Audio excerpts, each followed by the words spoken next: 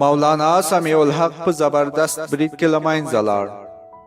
د پاکستان د جمیعت علما ګوند او حقانیه مدرسي مشر مولانا سمیع الحق په یو زبردست برید کې د نومبر په دوهمه ووژل.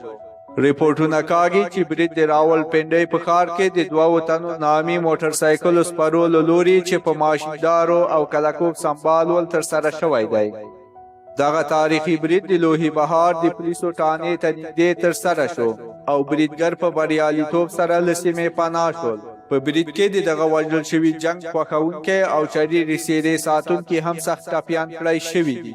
مولانا سمیع الحق په افغانستان کې جنگ ته هیڅکله هم ناروا جنگ نه و ویلی او تل یې هغه برحق باله.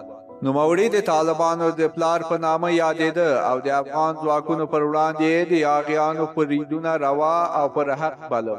افغانان له سمیع الحق او د هغه له نوم څخه ډېر متنفر ول او دغه شرارت پسند یې په کلکو الفاظو غانده او ورته یې د مردارېدو سوالونه کول.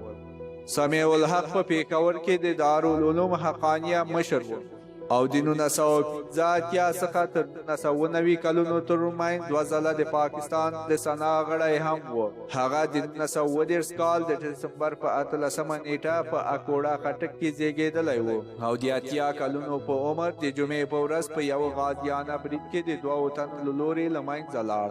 هغه د مولانا عبدالحق زوی و چې په یو توندلاري مذهبي کورنۍ کې زیږېدلی و او تل به یې د افغانستان د بربادولو نارې وهلې.